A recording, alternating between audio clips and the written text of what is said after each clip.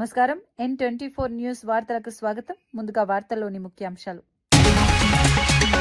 ఆరోపణలు నిరూపిస్తే శిక్షకైనా సిద్ధమన్న అవినాష్ రెడ్డి. దేవుడి సన్నిధిలో ప్రమాణానికి సిద్ధమని ఎంపీ సవాల్.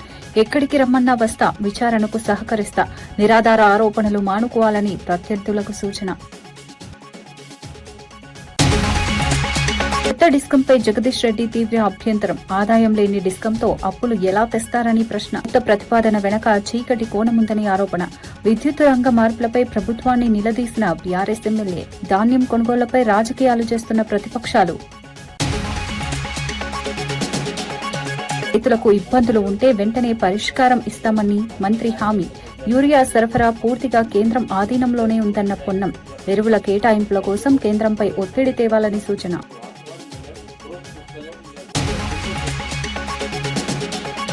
రైతుల పేరుతో ప్రభుత్వం మోసం చేస్తోందన్న కవిత. ప్రత్యేక డిస్కంపై రైతులతో చర్చలు ఎందుకు లేవని ప్రశ్న. 29 లక్షల రైతుల మోటార్ల భవిష్యత్తుపై ఆందోళన వ్యక్తం. అసెంబ్లీలో చర్చ లేకపోవడంపై ప్రభుత్వాన్ని నిలదీసిన కవిత. కూటమి ప్రభుత్వం విశ్వసనీయత కోల్పోయిందన్న శ్యామల. సభల్లో చప్పట్లు కొట్టడం స్త్రీశక్తి కాదని వ్యాఖ్య. స్త్రీశక్తికి జగన్ పాలనే నిదర్శనమన్న వైసీపీ నేత. ప్రచారం ఎక్కువ, ప్రజలకు మేలు కనిపించడం లేదని విమర్శ. ఆరోపణల విషయంలో వైఎస్సార్సీపీ ఎంపీ అవినాష్ రెడ్డి మరోసారి ఘాటుగా స్పందించారు. పెద్దనాన్న హత్య కేసు అయినా, ఇసుక అక్రమ కేసు అయినా, బైరెడ్స్ అక్రమ రవాణా అయినా తనపై చేస్తున్న ఆరోపణలను నిరూపించాలని సవాల్ విసిరారు. దేవుడి సన్నిధిలో అయినా ప్రమాణం చేయడానికి సిద్ధంగా ఉన్నానని చెప్పారు. ఎక్కడికి రమ్మన్నా వస్తానని, ఎలాంటి విచారణకైనా సహకరిస్తానని తెలిపారు. రాజకీయ ప్రయోజనాల కోసం తనపై నిరాధార ఆరోపణలు చేస్తున్నారని ఆరోపించారు. నిజాయితీగా ప్రజల ముందుకు వస్తున్నానని, ఆధారాలు ఉంటే బయట పెట్టాలని డిమాండ్ చేశారు. తనపై చేస్తున్న ప్రచారాన్ని ప్రజలు నమ్మబోరని చెప్పారు. ఒక్క కేజీ వెరైటీస్ అయినా, ఒక్క కేజీ ఇసుకైనా, ప్రకృతి సంపద ఏది నేను రెడీ. దాని గురించి కూడా ఐఎమ్ రెడీ టు ప్రామిస్. మరి నువ్వు రెడీగా ఉన్నావా? సంక్రాంతి 2025 దోపిడీ నీకు సంబంధం లేదు అని చెప్పి దేవుని సన్నిధిలో చెప్పగలవా? సో నేను మిమ్మల్ని ప్రశ్నిస్తా ఉన్నా, మీకు సలహా ఇస్తా ఉన్నా. మీరే, ఎందుకంటే రోజు ఇవన్నీ కూడా క్యారెక్టర్ అసాసినేషన్ తో కూడిన మాటలు అయితే నువ్వు మాట్లాడుతున్నావు, ఎవరికి ఉపయోగపడేటివి కూడా కాదు. ఊరికి నా మీద బురద వేసి నువ్వు అంత రాక్షసానందం ఉండడానికి నీకు ఉపయోగపడతాయి. జనసేన అధినేత పవన్ కళ్యాణ్ పై కాంగ్రెస్ ఎమ్మెల్యే అనిరుద్ రెడ్డి తీవ్ర స్థాయిలో విమర్శలు చేశారు. పవన్ కళ్యాణ్ ఒక ప్యాకేజ్ స్టార్ అని, రేపు ఎక్కువ ప్యాకేజ్ ఇస్తే జగన్ కు కూడా మద్దతిస్తారని ఆరోపించారు. ప్రొఫెసర్ నాగేశ్వరరావును విమర్శించే అర్హత పవన్ కు లేదని అన్నారు. దమ్ముంటే తెలంగాణకు వచ్చి నాగేశ్వరరావును అరెస్టు చేయాలని, ఆయన ఇంటి ముందు తాను నిలబడతానని సవాల్ విసిరారు. తెలంగాణ ప్రజలను ఎవరైనా బెదిరించే ప్రయత్నం చేస్తే తీవ్రంగా ప్రతిస్పందిస్తామని హెచ్చరించారు. హైదరాబాద్ లో ఉంటూనే అమరావతికి ప్రాధాన్యం ఎందుకు ఇస్తున్నారంటూ ప్రశ్నించారు.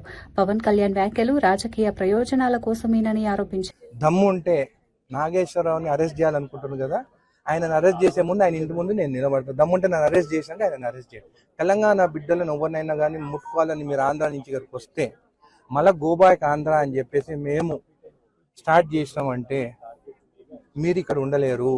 అయినా కానీ అమరావతి అన్ని పైసలతో ఎందుకు కట్టుకుంటున్నారు? అందరు తెలంగాణలో ఉంటున్నారు కదా, ఆ పైసలు ఏదో మాకు తెలంగాణ జడ్చలలో ఒక 5,000 ఎకరాలు ఇస్తా, ఆ రాజధాని రెంట్ 99 ఏళ్ళ లీజ్ ఇస్తా, మీకు ఇక్కడనే ఉండరు, హైదరాబాద్ ఉన్నట్టుంటది, ఇక్కడ నుంచి ఆంధ్రాని పాలన ఇచ్చినట్టు ఉంటుంది మీకు. అంది కాబట్టి ఇష్టం వచ్చినట్టు మాట్లాడితే మాత్రం ఊరుకునేదే లేదు మా తెలంగాణ వాళ్ళ పైన. మళ్ళీ రేపు నాకు డౌట్ కూడా వస్తుంది, రేపు వైఎస్ జగన్ ఏమైనా ఎక్కువ ప్యాకేజ్ ఇస్తే జగన్తో ఉంటాడేమో అని కూడా నాకు డౌట్ ఉంది. రాష్ట్ర ప్రభుత్వం ప్రతిపాదిస్తున్న కొత్త డిస్కం ఏర్పాటుపై మాజీ మంత్రి ఎమ్మెల్యే జగదీష్ రెడ్డి తీవ్ర అభ్యంతరం వ్యక్తం చేశారు. అసలు ఆదాయం లేని డిస్కాన్ని సృష్టించి దాని పేరుతో అప్పులు ఎలా తీసుకొస్తారని ప్రశ్నించారు. దున్నపోతును దగ్గర పెట్టుకుని పాలిచ్చే బర్రెను వేరే వారికి అప్పగించినట్లే ఈ ప్రతిపాదన ఉందని వ్యాఖ్యానించారు. కొత్త డిస్కం వెనుక చీకటి కోణముందని ఆరోపించారు. ప్రభుత్వం ఇప్పటివరకు చెప్పిన కారణాల్లో ఒక్కటి సరైనదిగా కనిపించడం లేదన్నారు. విద్యుత్ రంగంలో తీసుకొస్తున్న మార్పులు ప్రజల ప్రయోజనాల కోసమా లేక ఇతర లక్ష్యాల కోసమా అన్న అనుమానాలు వ్యక్తమవుతున్నాయని చెప్పారు. అసలు ఆదాయమే లేని డిస్కమ్స్ క్రియేట్ చేసి దానికి అప్పగించని ఇస్తారు, ఎట్లా నడుస్తుంది? అసలు దానికి ఆదాయమే లేదు. ఆదాయం ఉన్నది ఎక్కడి నుంచి ఉన్నది? కేవలం ఒక 600-700 కనెక్షన్స్ నుంచి ఉన్నది. కొన్ని lift irrigations, Hyderabad metro water works, ఈ వాటి నుంచే 500 కూడా లేవు, వేల మీదనే. ఎందుకనంటే కేసీఆర్ గారు మంచినీళ్ళు ఉచితంగా ఇచ్చాడు, భగీరథ దీంట్లో. అది పట్టణాలకైనా గ్రామాలకైనా అక్కడ వసూలు లేవు, అవి కూడా రెవెన్యూ జనరేట్ చేసి కావు. వీళ్ళు చెప్తున్న కారణాలలో తమరు గమనించాల్సింది, ఖర్చుకు రెవెన్యూ ఆదాయానికి తేడా వస్తుంది బాగా. దానివల్లనే మేము ఇది ఇంకోటి తయారు చేస్తున్నాం అన్నారు. మరి ఆదాయమే లేదు కాడ, ఖర్చే పెట్టాల్సిన కాడ ఇది ఎట్లా నడవాలి, ఎట్లా నడుస్తుంది? మీరు చెప్పే కారణం ఏది కూడా సరైనది కాదు. దీని వెనకాల ఇంకోటి ఏదో చీకటి కోణం ఉన్నది. ఆదాయం వచ్చే వాటిని సపరేట్ చేసి ఏం లేదు సార్, ప్రజలకు అర్థమయ్యే భాష చెప్తా. 2 బర్రెలనేమో వేరే వానికి ఇచ్చి దురపోతును మీ దగ్గర పెట్టుకునే ఉపాయం ఇది, అంత ఏం లేదు. 2 ఆవులేమో వేరే వానికి ఇచ్చి కోడని మీ దగ్గర పెట్టుకునే ఉపాయం. తినేదాన్ని ఖర్చు పెట్టేదాన్ని మీ దగ్గర పెట్టుకొని పాలిచ్చే వాటిని వేరే వాడికి అప్పచెప్పాలి. వాడు కూడా ఒత్తిడి చేస్తున్నాడు అవతల. దాని కొరకు తప్ప ఇది ఇంకేమీ లేదు రాసేది.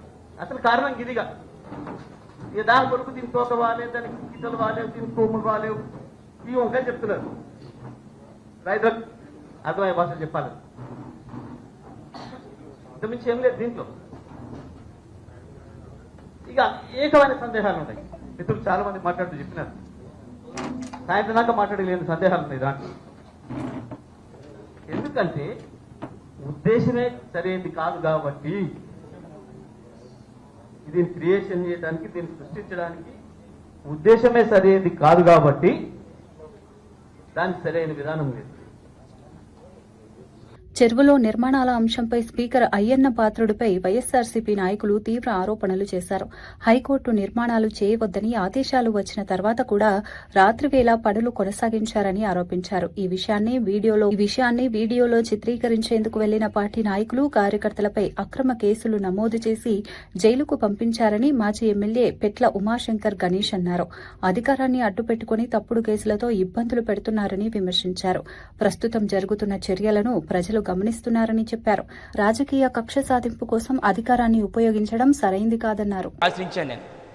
గౌరవ హైకోర్టు వారు ఆశ్రయిస్తే గౌరవ హైకోర్టు వారు ఎట్టి బస్సులు కూడా ఆ చెరువు మధ్యలో నిర్మాణాలు చేయకూడదు, ఒక నిర్మాణాలు చేపట్టినట్లయితే కోర్టు ముందు పెట్టి పర్మిషన్ తీసుకొని చేయాలని చెప్పి ఒక చీఫ్ జస్టిస్ గారు ఒక ఆర్డర్స్ పాస్ చేస్తే ఏమాత్రం పట్టించుకోకుండా అయ్యన్న పదవి, నాకు స్పీకర్ పదవి ఉంది, ఏ అధికారులు ఏమీ చేయలేరు, కోర్టులు ఏమీ చేయలేవు అని చెప్పి ఉద్దేశంతో మరి కన్స్ట్రక్షన్ కూడా స్టార్ట్ చేయడం జరిగింది. ఏదైతే కన్స్ట్రక్షన్ స్టార్ట్ చేస్తున్నారో దానిపై మళ్ళీ జిల్లా కలెక్టర్ గారికి, అనకాపల్లి జిల్లా కలెక్టర్ గారికి చెప్పడం జరిగింది. ఆయన కూడా పట్టించుకోలేదు. ఆ రోజు 27వ తారీఖు రాత్రి నేను వేరే ఫంక్షన్కి వెళ్ళి వస్తూ అదే ప్రాంతంలో వస్తున్నప్పుడు ఆ ప్రాంతంలో రాత్రి 8:30 గంటలకు ఏదైతే హైకోర్టు చీఫ్ జస్టిస్ గారు ఆ ప్రాంతంలో కట్టడాలు చేయకూడదని చెప్పి అన్నారో అదే ప్రాంతంలో మరి లారీలతో ఒక బ్లాక్ మెటల్ అన్ని కూడా డంప్ చేయడం జరుగుతుంది. నేను వెంటనే అక్కడ ఆగి ఏదైతే స్థానికంగా ఉన్న పోలీసులు ఉన్నారో వాళ్ళకి ఇన్ఫార్మ్ చేశాను, సార్ ఇక్కడ ఎట్టి బస్సులు కూడా కట్టకూడదని చెప్పి హైకోర్టు వారు చెప్పినప్పుడు కూడా ఇక్కడ అన్ని కూడా కన్స్ట్రక్షన్ జరుగుతుంది కనుక అని కంప్లైంట్ చేస్తూ అక్కడ వీడియోలు తీసుకున్నాం మేము. ఎందుకంటే వీడియోలు ఎందుకు తీసామంటే హైకోర్టు వారికి మరి సబ్మిట్ చేయాలని చెప్పి వీడియోలు తీసుకున్న క్రమంలో ఆ ప్రాంతంలో ఉన్న టీడీపీ రౌడీలు, గూండాలు, ఏదైతే రౌడీ స్టేట్లు అందరూ ఉన్నారో మా దగ్గరకు వచ్చి మా మీద దాడి చేయడమే కాకుండా మా కారు అద్దాలు పగలవడమే కాకుండా మరి ఎంత దారుణం అంటే అక్కడున్న ఎవరైతే ఉన్నారో ఒక ఆయన చేత కంప్లైంట్ ఇవ్వడం జరిగింది. అంటే ఇది ఒక కొత్త సాంప్రదాయం తీసుకొస్తున్న నర్సీపట్నంలో తండ్రి కొడుకులు ఇద్దరు కూడా కొత్త సాంప్రదాయం ఏంటంటే మా మీద దాడి చేసి మా కారు అద్దాలు పగలగొట్టి ఆయన మీద కంప్లైంట్ ఇవ్వడం జరిగింది. ఆయన చేత కంప్లైంట్ ఏమి ఇచ్చాడంటే ఆ రోజు మరి 27వ తారీఖున కంప్లైంట్ ఇచ్చాడు. ఎవరో రమణ నాకు ఆయన ఏమంటాడంటే పెట్ల ఉమాశంకర్ గణేష్ ఆయన వద్ద పనిచేసే బాబు ఇద్దరు కూడా వచ్చి నన్ను కిందకు పడేసి కాళ్ళు చేతులతో కొట్టాడని చెప్పి 27వ తారీఖున కంప్లైంట్ ఇస్తే 27వ తారీఖు రాత్రి మరి 12:30 గంటలకి మా మీద ఎఫ్ఐఆర్ చేశారు. అయితే ఏదైతే సెక్షన్లు వేశారో అవన్నీ కూడా 7 సంవత్సరాల లోపు ఉండేసరికి అవన్నీ కూడా బెయిలబుల్ సెక్షన్లు అయినాయి. తర్వాత మళ్ళీ మార్చారు, అయ్యింది పద్ధతి కింద వాళ్ళ కొడుకు కింద మార్చారు. 30వ తారీఖున ఎవరైతే కంప్లైంట్ చేశారో వాడి భుజం మీద వాళ్లే కర్రలతో కొట్టి మరి ఆపరేషన్ ఏరియా హాస్పిటల్ సర్జరీ చేయించి పోలీసుల మీద ఒత్తిడి తీసుకొచ్చి నర్సీపట్నం కోర్టు వారిని నమ్మించి మోసం చేసి మా అందరి మీద కూడా మరి నాన్ బెయిలబుల్ సెక్షన్లు పెట్టడం జరిగింది. మళ్ళీ ఏమంటాడంటే ఆ రోజు 2వ తారీఖు మళ్ళీ స్టేట్మెంట్ ఇచ్చాడు ఇదే రమణ. ఏదైతే 27 రాత్రి కాళ్ళు చేతులతో కొట్టామన్నాడో మళ్ళీ మాట మార్చి 2వ తారీఖున వీరందరూ కూడా వీళ్ళిద్దరితో పాటు పట్టణ అధ్యక్షుడు ఏకాశేవ కానీ మరి అలాగే ఉన్న నాయుడు వార్డు ఇన్ఛార్జ్ కానీ ఇద్దరు కూడా కర్రలతో కొట్టారని చెప్పి మళ్ళీ మాట మార్చి మళ్ళీ స్టేట్మెంట్. అంటే ఎంత దారుణం అంటే ఈరోజు కొత్త సాంప్రదాయం నర్సీపట్నంలో. అంటే అధికారం ఉంటే ఎవరినైనా కొట్టొచ్చు, ఎవరిపైన దాడి చేయడమే కాకుండా మనమే వాళ్ళ మీద కంప్లైంట్లు ఇచ్చి వాళ్ళని మనమే కొట్టి మనమే సర్జరీలు చేయించి పోలీసుల మీద ఒత్తిడి తీసుకొచ్చి కోర్టు వారిని నమ్మించి మోసం చేసి చెప్పని కొత్త సాంప్రదాయాన్ని ఈరోజు నర్సీపట్నంలో మరి అయ్యన్న పత్రిక తీసుకొచ్చాడనే సంగతి మరి మీ ద్వారా తెలియపరచడం జరుగుతుంది. ఈరోజు మరి అందరూ కూడా అనొచ్చు, ఈరోజు అందరూ కూడా ఆనందపడవచ్చు, నిజంగా మేము చేసాం వీళ్ళందరినీ కూడా ఇబ్బంది పెట్టామని చెప్పని. ఈరోజు ఎంత దారుణం అంటే ఈరోజు ఏదైతే అక్కడ ఉన్నామో మేమందరం కూడా మాతో పాటు ఏదైతే మా మున్సిపల్ అధ్యక్షుడు ఉన్నాడో ఏకాశివ కానీ వార్డు ఇన్ఛార్జ్ని కూడా 7 రోజుల పాటు జైల్లో పెట్టారు. అంటే చేయని తప్పుకి మరి ఈ విధంగా జైల్లో పెట్టిన సంగతి మీ దగ్గర తెలిపిస్తుంది. అదే కాకుండా ఒక 20 రోజుల పాటు మేము కూడా బయటికి వెళ్ళి మరి యాంటిసిపేట్ బెయిల్ తెచ్చుకునే పరిస్థితి ఈరోజు చెప్పడం జరిగింది. అయితే ముఖ్యంగా చెప్పాలంటే ఈరోజు చాలా ఆనందపడవచ్చు వీళ్ళందరూ కూడా. ఏంటంటే మమ్మల్ని ఇబ్బంది పెట్టారని చెప్పి ఆలోచనలో 5-10 కానీ వాళ్ళకి కొడుకు కానీ ఉండొచ్చు. అయితే ఒక్కడే చెప్తున్నా, ఈరోజు 5-10 కానీ వాళ్ళకి కొడుకు కానీ 100 కోట్ల డబ్బు ఉండొచ్చు, అధికారం ఉండొచ్చు, క్రిమినల్ ఐడీస్ కూడా ఉండొచ్చు. కానీ ఒకటే చెప్తాం మీ అందరూ వాళ్ళిద్దరికి కూడా 3 సంవత్సరాల తర్వాత జగనన్న ప్రభుత్వం వచ్చిన తర్వాత మీరు ఏ విధమైన తప్పుడు ఆలోచనలతో ఆలోచన చేస్తారో ఆ ఆలోచనలు కూడా మాకు ఆ దేవుడు ప్రసాదిస్తే మీకు కూడా ఇదే విధమైన ఆచరణలు పెడతాం. ఏదైతే చట్ట ప్రకారం చర్యలు తీసుకోవాలో ఆ విధంగా చేస్తాం. మీ దోపిడీలన్నీ కూడా బయటికి తీస్తాం, మీరు చేసిన అకృత్యాలన్నీ కూడా బయటికి తీస్తాం. అది ఎలాగ ఉంటుందంటే ఆ చట్ట ప్రకారం ఎందుకు ఈ జీవితం, ఎందుకు తప్పులు చేస్తామని చెప్పి మదన పడే రోజు వస్తుందని చెప్పి మీ ద్వారా తెలియపరచడం జరుగుతుంది. వాళ్ళే కాదు, వాళ్ళ ఇంట్లో వాళ్ళే కాదు, వాళ్ళ చుట్టుపక్కల ఉన్న వాళ్ళు కానీ వాళ్ళ పార్టీ నాయకులందరూ కూడా మీరు చేసిన తప్పుడు పనుల వల్ల 5 సంవత్సరాలు చేసిన తప్పుడు పనుల వల్ల ఈ విధమైన దుస్థితి వచ్చిందని చెప్పి ఆ పార్టీ నాయకులు కూడా తిట్టే పరిస్థితి తీసుకొస్తామని చెప్పి మరి ఎట్టి పరిస్థితులు కూడా చట్టపరంగా వారిపై చర్యలు తీసుకోండి చెప్పి రాబోయే రోజుల్లో మీ ద్వారా తెలియపరచడం జరుగుతుంది. రైతు పక్షపాత ప్రభుత్వంగా తెలంగాణ ప్రభుత్వం వ్యవహరిస్తోందని అధికారులు తెలిపారు. రైతులు పండించిన ధాన్యాన్ని కనీస మద్దతు ధరకు కొనుగోలు చేస్తున్నామని చెప్పారు. 2025-26 సంవత్సరంలో వరి ఉత్పత్తి, ధాన్యం కొనుగోళ్లలో తెలంగాణ దేశంలోనే మొదటి స్థానంలో నిలిచిందని వెల్లడించారు. వరి మక్కల కొనుగోళ్ల విషయంలో ప్రతిపక్షాలు తప్పుడు ప్రచారం చేస్తున్నాయని ఆరోపించారు. రాష్ట్ర వ్యాప్తంగా రికార్డు స్థాయిలో ఉత్పత్తి నమోదైందని తెలిపారు. మక్కల విషయంలో గాని ప్రతిపక్షాలు ఒక దుష్ప్రచారం చేయాలనే ఉద్దేశంతో రకరకాల ఫాల్స్ ప్రొపగాండా చేయడం జరుగుతుంది. దానికి తోడు వాళ్ళు చేసే ఫాల్స్ ప్రొపగాండా, డిఫమేటరీ ప్రొపగాండాకి కొంత మీడియా, సోషల్ మీడియా సంస్థలు కూడా దానికి అదేదో వాస్తవమైనట్టుగా ప్రచురించడం ఇది చాలా దురదృష్టకరం. ఫర్ ద ఫస్ట్ లైన్ నేను కొన్ని ముఖ్యమైన విషయాలు మీ దృష్టికి తీసుకురాదలుచుకున్నా. స్వతంత్ర భారతదేశంలో 29 రాష్ట్రాల్లో ఈ 25-26 లో తెలంగాణ రాష్ట్రంలో కొనుగోలు చేస్తున్న వరి ధాన్యం ఖర్చు పెడుతున్న అమౌంట్ ఈ భారతదేశ చరిత్రలో ఏ రాష్ట్రంలో ఎన్నడూ జరగలేదు. ఇది మేం చెప్పే అంకెలే కాదు, కేంద్ర ప్రభుత్వం, భారత ప్రభుత్వం అఫీషియల్ గా విడుదల చేసిన మరి విషయాలు కూడా నేను మనవి చేస్తున్నా. ఈ 25-26 సంవత్సరంలో both in paddy production and in paddy procurement, Telangana state is number 1 in the country. మరి కొన్ని ప్రతిపక్షాలు 10 ఏళ్ళు అధికారంలో ఉన్న తర్వాత వాడు తిరుగుతున్నారు. వాళ్ళు 10 ఏళ్లలో చేసిన ప్రొడక్షన్, ప్రొక్యూర్మెంట్ అంటే ఎక్కువ చేస్తున్నాం. మరి కేంద్రంలో అధికారంలో ఉన్న పార్టీ వాళ్ళు కొంత ఏదో రైతులు ఆదుకుంటామని చెప్పి వాళ్ళు ఏదో నాటకీయంగా నిరసన తెలియజేస్తున్నారు. కేంద్ర ప్రభుత్వము మద్దతు ధర ప్రకటన చేసిన తర్వాత వరి ధాన్యం విషయంలో మా ప్రభుత్వం వచ్చిన తర్వాత ఎంఎస్పీ ధర వాళ్ళే ప్రకటించిండ్రు, ఎంఎస్పీ ఎఫ్ఏక్యూ వాళ్ళే ప్రకటించిండ్రు, ఎంఎస్పీ విధానం వాళ్ళే ప్రకటించిండ్రు.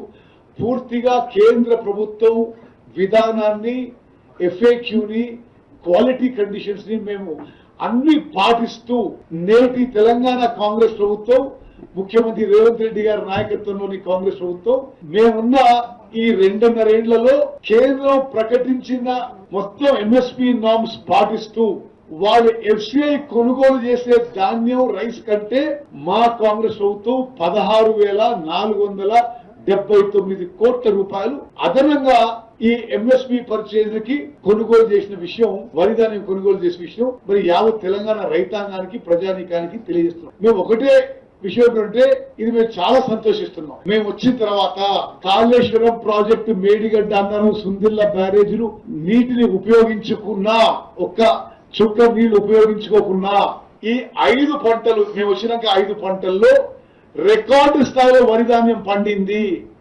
రికార్డు స్థాయిలో ప్రొక్యూర్మెంట్ జరిగింది. నేను చాలా స్పష్టమైన రైతుల పేరుతో ప్రత్యేక డిస్కంను ఏర్పాటు చేస్తూ ప్రభుత్వం వారిని మోసం చేస్తోందని తెలంగాణ రక్షణ సేన అధ్యక్షురాలు కవిత ఆరోపించారు. రాష్ట్రంలోని 29 లక్షల మంది రైతుల విద్యుత్ మోటార్ల భవిష్యత్తు గందరగోళంలో పడే పరిస్థితి ఏర్పడిందని అన్నారు.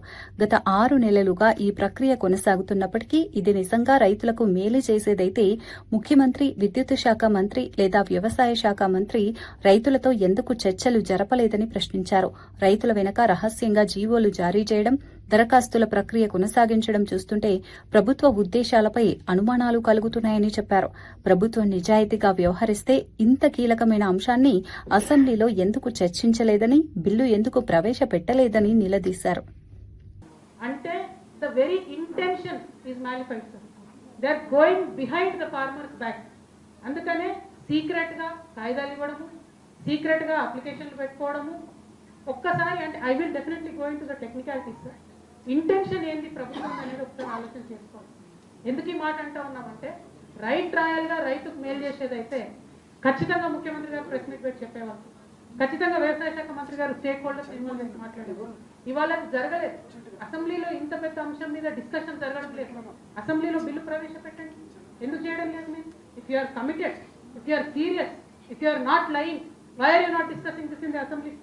ఇవాళ వచ్చి పబ్లిక్ హియరింగ్ లో ప్రతిపక్షాలన్నీ ఇక్కడ నిలబడి మాట్లాడాల్సినటువంటి పరిస్థితి వచ్చిందంటే definitely there is a malafide intention of the government, sir. We're suspecting that. ఆ అంశాన్ని ప్రూవ్ చేయడానికి, సార్, GOMS నెంబర్ 44 ఏదైతే ఇచ్చారో దాంట్లో చాలా క్లియర్ కట్ గా గవర్నమెంట్ చెప్తుంది, సార్. డిస్కామ్స్ పరిస్థితి బాగలేదు. మనకున్న 2 డిస్కామ్లు, ఆ డిస్కామ్ల నుంచి మొత్తం రైతాంగానికి ఉచితంగా ఇచ్చేటటువంటి కరెంటు, లిఫ్ట్ ఇరిగేషన్ స్కీమ్స్ ఇచ్చేటటువంటి కరెంటు, వాటర్ సప్లై స్కీమ్స్ ఇచ్చేటటువంటి కరెంటు, సీవరేజ్, డ్రైనేజ్, హైదరాబాద్ సిటీలో ఉండేటటువంటి వాటర్కి ఇచ్చేటటువంటి కరెంటు, ఇవి మాత్రమే ప్రభుత్వం ఇచ్చేటటువంటి సబ్సిడీ. అది కాకుండా పేదవాళ్లకు, SC STలకు ఏదైతే 100 యూనిట్లలోపు ఫ్రీ ఇస్తామో దానికి ఒక 1700 కోట్లు అదొకటి ఉంటుంది. సో ఇవన్నిటినీ క్లబ్ చేసి తీసి ఒక కంపెనీ కింద రిజిస్టర్ చేస్తూ ఉన్నారు. ఇప్పుడు ఆ కంపెనీ పరిస్థితి ఎట్లా ఉంది? -25,000 కోట్ల రూపాయలు ఉన్నది, సార్. దాంట్లో -25,000 కోట్ల రూపాయలతోని ఒక కంపెనీని ప్రారంభిస్తా ఉన్నాము. ఈ కంపెనీకి మీరు మాకు లైసెన్స్ ఇవ్వండి, దీంతో మేము రైతాంగాన్ని ఉద్ధరిస్తామని ప్రభుత్వం చెప్తుంది. నమ్మశక్యంగా లేదు, సార్. ఎందుకు నమ్మశక్యంగా లేదు? జనరల్ గా గవర్నమెంట్ ఒక బాండ్ ఇచ్చినా, ఒక పేపర్ ఇచ్చినా ఎవరైనా సీరియస్ గా తీసుకుంటాం. ఎందుకు నమ్ముతలేమంటే గత 2.5 సంవత్సరాల్లో ఈ ప్రభుత్వం యొక్క వైఖరి మీరు చూసినట్టయితే అడుగడుగున మోసమే జరిగింది, సార్. రైతుకు అడుగడుగున మోసమే జరిగింది. భూమాత పేరుతోని మొత్తం అంతా కూడా సంపూర్ణంగా అప్పట్లో ధరణి బాలేదు, ఇప్పుడు భూమాత తెస్తామన్నారు. ఇంతవరకు ఆ భూమాత పేరు మారింది, కవర్ మారింది తప్పితే సిస్టమ్ మారలేదు. మహానాడు వేదికగా మంత్రి నిమ్మల రామానాయుడు వైసీపీపై తీవ్ర విమర్శలు చేశారు. ఒకప్పుడు వేట కొడవళ్లతో ప్రారంభమైన పార్టీ ప్రయాణం కత్తి నుంచి ఇప్పుడు గొడ్డలి వరకు రూపాంతరం చెందిందని వ్యాఖ్యానించారు. ఆంధ్రప్రదేశ్ బంగారు భవిష్యత్తు కోసం ప్రజలంతా కలిసి ఈ గొడ్డలి పార్టీకి శాశ్వతంగా సమాధి కట్టాలని పిలుపునిచ్చారు. మహానాడు వేదికగా దాదాపు 40 కీలక తీర్మానాలను ఆమోదించామని తెలిపారు. ప్రతి తీర్మానంపై సుదీర్ఘంగా, కులంకుషంగా చర్చలు జరిగాయని చెప్పారు. పాలకొల్లు నియోజకవర్గంలో తొలిసారిగా క్లస్టర్ల వారీగా మహానాడు నిర్వహించడం ప్రత్యేక. మనందరం కూడా కాపాడుకోవాలని ఈ యొక్క మహానాడు ద్వారా మరి దగ్గర 40 తీర్మానాలని ఆమోదించుకోవడం, ప్రతి తీర్మానంలోనూ కూడా కూలంకుషంగా చర్చ జరగడం మనందరం కూడా చూసినటువంటి పరిస్థితి. ఈ రకంగా మహానాడు ఆంధ్రప్రదేశ్ రాష్ట్రంలో విజయవంతం కావడంతో పాటు మన పాలకొల్లు నియోజకవర్గంలో కూడా మొదటిసారిగా క్లస్టర్ వైజ్ మహానాడు అయినప్పటికీ కూడా ఎలమంచిలి మండలంలో 2 క్లస్టర్లు, కోడూరు మండలం మనకి సగం ఉంది కాబట్టి 1 క్లస్టరు, పాలకొల్లు పట్టణంలో 2 క్లస్టర్లు, మన పాలకొల్లు మండలం రూరల్లో 2 క్లస్టర్లు, 7 క్లస్టర్లు కూడా నేను కూడా చూసాం. ఉదయం 9-9:30 నుంచే గ్రామాల్లో ఉత్సాహంగా పసుపు శారీ ధరించి జెండా పట్టుకుని ఎంతో ఉత్సాహంగా ఉత్తేజంగా ప్రతి సభా ప్రాంగణం కూడా కిక్కిరిసిపోయి. ఎందుకంటే గతంలో మేము ఒక నియోజకవర్గ మహానాడు చేస్తే మొట్టమొదటిసారిగా 20,000 30,000తో ప్రతినిధులతో జరిగేటువంటి మహానాడు ఈవేళ 8 లక్షల నుంచి 15 లక్షల మంది ఆహ్వానితులతో జరిగింది అని అంటే అది ఒక్క తెలుగుదేశం పార్టీకే సాధ్యమైంది, అది ఒక్క తెలుగుదేశం పార్టీ కార్యకర్తకే మాత్రమే సాధ్యమైంది అనే విషయాన్ని ఈ సందర్భంగా తెలియజేసుకుంటూ, ఈ రకంగా ఇంత పెద్ద ఎత్తున ఈవేళ తెలుగుదేశం పార్టీ మహానాడు జరుపుకున్నటువంటి స్థితిలో గొడ్డల పార్టీ కుట్రలు కుతంత్రాలు.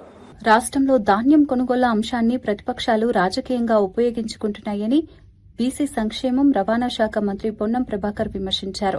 ధర్నాలు నిర్వహించినా రైతుల నుంచి పెద్దగా స్పందన రావడం లేదని, దీనిని బీఆర్ఎస్ నాయకత్వమే అంగీకరించిందన్నారు. కొనుగోలు కేంద్రాల వద్ద ఎక్కడైనా ఇబ్బందులు ఎదురైతే అధికారులు ప్రజాప్రతినిధులు వెంటనే జోక్యం చేసుకుని పరిష్కరిస్తున్నారని చెప్పారు. నాయకత్వం అధికారంలో ఉన్నప్పటిలాగా మేము స్వయంగా అందులో భాగస్వాములమై రైతుల సమస్యల్ని పరిష్కరించడానికి మా మార్కెట్ చైర్మన్లు, మా పార్టీ నాయకత్వము, అధికారులను స్వయంగా మంత్రి గారు అనేక సందర్భాల్లో వీడియో కాన్ఫరెన్స్ స్వయంగా మా శాసనసభ్యులతో సహా అందరూ కూడా భాగస్వాములు అవుతారు. అక్కడ ఇక్కడ ఇబ్బంది అయితే దానికి పూర్తిగా బాధ్యత వహించాల్సిన కేంద్ర ప్రభుత్వం పెరిగినటువంటి పెట్రోల్ డీజిల్ ధరల అంశంను దృష్టి మరల్చడానికి రైతు కోస యాత్ర చేస్తా ఉన్నారు. వాళ్ళు పెట్రోల్ కోస యాత్ర చేయాలి, వాళ్ళు లేకపోతే ఢిల్లీలో పోయి నాయకత్వం ముందర కూర్చొని ధర్నా చేయాలి. ఇప్పుడు ఒక మాట గౌరవ వ్యవసాయ శాఖ మంత్రి గారు చెప్పినట్టుగా యూరియా ఈ రాష్ట్రంలో తయారు కాదు, ఈ రాష్ట్రంలో సరఫరా కాదు, మొత్తం పూర్తికి 100% ఫెడరల్ సిస్టమ్ లో ఈ ప్రజాస్వామిక విధానంలో యూరియా అనేటువంటి 100% కేంద్ర ప్రభుత్వం ఆధీనంలో ఉంది. భారతీయ జనతా పార్టీ నాయకత్వాన్ని హెచ్చరిక చేస్తారో భవిష్యత్తు ఆ వ్యవసాయ సీజన్ లో రైతాంగం యూరియా కొరకు ఇబ్బంది పడే పరిస్థితి వస్తే ముందుగానే హెచ్చరిక చేస్తారో డిమాండ్ లో అవసరాలను వ్యవసాయ శాఖ తరఫున పూర్తిగా 8 మంది పార్లమెంట్ సభ్యులకు, ఇతర రాజ్యసభ సభ్యులకు మేము లిఖిత పూర్వకంగా ఈ రాష్ట్ర అవసరాలకు ఎంత డిమాండ్ అంత రాసిస్తాం. తెప్పించే బాధ్యత మీది, మీతో సహకరించే బాధ్యత మా గౌరవ పార్లమెంట్ సభ్యులు, మేము మంత్రివర్గం తీసుకుంటాం. ఎరువుల సరఫరాలో ఏం జాప్యం జరిగినా తెలంగాణ రైతాంగానికి విజ్ఞప్తి చేస్తాం. ఎక్కడికి కూటమి ప్రభుత్వ పనితీరుపై వైసీపీ అధికార ప్రతినిధి శ్యామల తీవ్ర విమర్శలు చేశారు. సభల్లో చప్పట్లు కొట్టడం స్త్రీశక్తి కాదని, నిజమైన స్త్రీశక్తి ఎలా ఉంటుందో గత వైసీపీ ప్రభుత్వంలో జగన్ చూపించారని అన్నారు. ఎన్నికల ముందు ఒక మాట, అధికారంలోకి వచ్చిన తర్వాత మరో మాట మాట్లాడటం వల్ల కూటమి ప్రభుత్వం విశ్వసనీయత కోల్పోయిందని విమర్శించారు. ఒకసారి కోల్పోయిన విశ్వాసం తిరిగి పొందడం కష్టమని చెప్పారు. మహానాడులో నాయకుల ప్రసంగాలు పెద్దగా ఉన్నప్పటికీ ప్రజలకు జరుగుతున్న మేలు మాత్రం కనిపించడం లేదన్నారు. ప్రచారం చేసుకోవడంలో కూటమి నాయకులు ముందుంటారని, కానీ పరిపాలనలో అదే స్థాయి కనిపించడం లేదని వ్యాఖ్యానించారు. క్రెడిబిలిటీ అది ఇంకా మళ్ళీ ఎప్పటికీ తిరిగి రాదు. ఆ విషయం మీరు గుర్తుపెట్టుకోవాలి. ప్రతి ఒక్కళ్ళకి ఈ రోజున అర్థమైపోయింది what is Chandrababu Naidu, what is Nara Lokesh అని. మహానాడులో మీ మాటలు మాత్రం చాలా పెద్ద పెద్దగా ఉన్నాయండి, చాలా పెద్ద పెద్దగా ఉన్నాయి. కానీ ప్రజలకు జరిగే మేలు మాత్రం శూన్యం. మీరు పబ్లిసిటీలో కింగులు, ఒక మాటలో చెప్పాలంటే మీరు పబ్లిసిటీలో కింగులు ఒప్పుకుంటున్నాం, కానీ పరిపాలనలో మాత్రం పిల్లులు. పరిపాలనలో మాత్రం మీరు పిల్లులు. ఇక హామీల విషయంలో గుంట నక్కల్లా వ్యవహరిస్తున్నారు. భారతీయ జనతా పార్టీ బాధ్యతారహితంగా వ్యవహరిస్తోందని మంత్రి తుమ్మల నాగేశ్వరరావు విమర్శించారు. ప్రజలు ఏమనుకుంటారని కనీస ఇంగిత జ్ఞానం లేకుండా నాయకులు మాట్లాడుతున్నారని అన్నారు. మైకు దొరికితే చాలు అన్నట్లుగా ప్రజలు అసహ్యించుకునే వ్యాఖ్యలు చేస్తున్నారని ఆరోపించారు. వాస్తవాలను పూర్తిగా వక్రీకరించి ప్రజల్లో అపోహలు సృష్టించే ప్రయత్నం చేస్తున్నారని చెప్పారు. తెలంగాణలో జరిగిన స్థాయిలో మంచిగా చేసేటటువంటి ఇప్పుడు ఈ లెక్కలన్నీ మీరు కరెక్ట్గా ప్రొజెక్ట్ చేస్తే భారతదేశంలో ప్రొక్యూర్మెంట్ అంతా, తెలంగాణలో జరిగిన ప్రొక్యూర్మెంట్ అంతా, మీ జీవిత కాలంలో దేశం మొత్తం పరిపాలించేటటువంటి బీజేపీ ఒక్క తెలంగాణ రాష్ట్రంలో చేసినటువంటి ప్రొక్యూర్మెంట్ చేయలేనటువంటి అసమర్థులు. ఎంఎస్పీ ప్రకటిస్తే అందులో అర్థం ఏంటి? ఎంఎస్పీ ప్రకటిస్తే అర్థం ఏంటంటే కంకరెంట్ లిస్ట్లో ఉన్న వ్యవసాయ మీరు ప్రొక్యూర్మెంట్ చేసేవండి, కష్టమైన నష్టమైన కేంద్ర ప్రభుత్వం బరాయించి మేము తీసుకొచ్చి మేము ఇతర రాష్ట్రాలకి డిఫిసిట్ స్టేట్స్కి మేము పంచుతామనేది ఆ రోజున 1960 ఆ ప్రాంతంలో FCI స్థాపించినప్పుడు ఉన్నటువంటి ఒక ప్రణాళికాబద్ధమైనటువంటి నిర్ణయం. అప్పుడు కాంగ్రెస్ పార్టీ నిర్ణయించినటువంటి ఒక సూత్రం. దాన్ని విస్మరించి మా ఇష్టం వచ్చినట్టుగా ప్రొక్యూర్మెంట్ మాకు సంబంధం లేదు, MSP ప్రకటిస్తాం, కొనకపోతే మేము బజార్ని బడి గాలి చేస్తాం. MSP ప్రకటించడం అంటేనే మీ బాధ్యతని మీరు గుర్తించకుండా ప్రొక్యూర్మెంట్ చేసినటువంటి ఏ ధాన్యాన్ని కూడా, ఇప్పుడు మొక్కజొన్నలు జొన్నలు అని చెప్పారు, వరికి సంబంధించి సార్ డీటెయిల్గా చెప్పారు కాబట్టి నేను దాని జోలికి పెద్దగా పోను. మొక్కజొన్నలు భారతదేశంలో అధికారంలో ఉన్నటువంటి బీజేపీ పార్టీ ఏ ఒక్క రాష్ట్రంలోనన్నా ప్రొక్యూర్మెంట్ చేస్తుందా? మీరు ప్రకటించినటువంటి MSP ఎంత? ఇప్పుడు మార్కెట్లో ఉన్నటువంటి మార్కెట్ డిమాండ్ ఎంత? 2400 మీరు చేస్తే 1400కి 1500కి 1600కి రైతులు తెగ నమ్ముకొని వాళ్ళు పుస్తకాలు తాకట్టు పెట్టాల్సిన గతి ఈ బీజేపీ కేంద్ర ప్రభుత్వం వల్ల తెలంగాణ రాష్ట్ర రైతాంగానికి దాపురించింది. అదేవిధంగా జొన్నలు కూడా MSP కను మార్కెట్ డిమాండ్కి సుమారు 2000 రూపాయల చిల్లర తేడా ఉంది. ఎవరు కొనాలి? అంటే MSP ప్రకటించడానికి మీ అర్హత ఏంటి, మీ బాధ్యత ఏంటి? అవి మర్చిపోయి బజార్ని పడి గోస, ఏ గోస? రైతు గోస కాదు, అది మీ అధికార గోస. రాష్ట్రంలోని విద్యుత్ సంస్థలను దేశవ్యాప్తంగా అత్యంత ప్రతిష్టాత్మక సంస్థలుగా తీర్చిదిద్దాలనే లక్ష్యంతో ప్రభుత్వం ముందుకు సాగుతోందని ఎంపీ చామల కిరణ్ కుమార్ రెడ్డి తెలిపారు. రైతులకు అందిస్తున్న ఉచిత విద్యుత్ సేవలను మరికొన్ని విభాగాలతో కలిపి ప్రత్యేక రైతు డిస్కంలను ఏర్పాటు చేయాలనే ఆలోచన ఉందన్నారు. రైతుల విద్యుత్ సరఫరాను స్వతంత్రంగా నిర్వహించడం ద్వారా మరింత నాణ్యమైన సేవలు అందించవచ్చని ప్రభుత్వం భావిస్తోందని చెప్పారు. పబ్లిక్ హియరింగ్లలో ప్రతిపక్షాలు రైతులను అనవసరంగా భయపెట్టే ప్రయత్నం చేస్తున్నాయని ఆరోపించారు. స్మార్ట్ మీటర్లు పెడతారని, ఉచిత విద్యుత్ను ఎత్తివేస్తారని జరుగుతున్న ప్రచారం పూర్తిగా తప్పుడు సమాచారమని స్పష్టం చేశారు. దాంట్లో రైతులకు సంబంధించినటువంటి విద్యుత్ని మనం ఇండిపెండెంట్ గా చేస్తే నాణ్యతమైనటువంటి విద్యుత్ని రైతులకు అందిస్తామన్న ఉద్దేశంతో దీన్ని స్టార్ట్ చేస్తున్నారు. ఒకే ఒక్క ఆలోచనతోటి ఈరోజు ప్రతిపక్ష పార్టీలు ఈరోజు ఈ పబ్లిక్ హియరింగ్ లో ప్రతి రైతును భయపెట్టించే ప్రయత్నం చేస్తున్నారు. రైతుకు స్మార్ట్ మీటర్ పెడతారని, ఉచిత కరెంటు ఎగ్గొట్టే అవకాశం ఉందని చెప్తున్నారు. నేను రైతులకు ఒక్కటే చెప్తున్నా, RDSS సెంట్రల్ గవర్నమెంట్ ఉన్నటువంటి స్కీమ్ లో కూడా ఎక్కడ కూడా రైతులకు మీటర్లు పెట్టాలన్న క్లాజే లేదు. ఆ క్లాజు లేదు. ఈ రాష్ట్ర ప్రభుత్వానికి అటువంటి ఆలోచన లేదు. రైతులకు ఉచిత కరెంట్ ఇచ్చిందే కాంగ్రెస్ పార్టీ, అది మా పేటెంట్. మేము గతంలో రైతులకు ఉచిత కరెంట్ ఇచ్చినటువంటి పార్టీగా ఈరోజు ఇంకా దానికి బ్రహ్మాండంగా ఇవ్వాలన్న ఆలోచనతో ఈ రైతు డిస్కంని తీసుకొస్తున్నాం తప్ప అసలు నాణ్యతమైన విద్యుత్తో పాటు మీటర్లు ఎక్కడ దాకా పెడతారు, DTR లాగా పెడతారు. అంటే ట్రాన్స్ఫార్మర్ యూతలు రైతులకు అందక ముందు పైన ఉన్నటువంటి దగ్గర ఎక్కడ కూడా గతంలో ఉన్నటువంటి ఏదైతే తప్పుడు లెక్కలు చూపించకుండా, ఎక్కడ కూడా లాసెస్ లేకుండా, ట్రాన్స్మిషన్ లాసెస్ లేకుండా చేయాలన్న ఉద్దేశంతో ప్రభుత్వం ఈరోజు ఈ యొక్క నిర్ణయం తీసుకుంది. మరో బులెటిన్లో మళ్ళీ కలుద్దాం. నమస్కారం.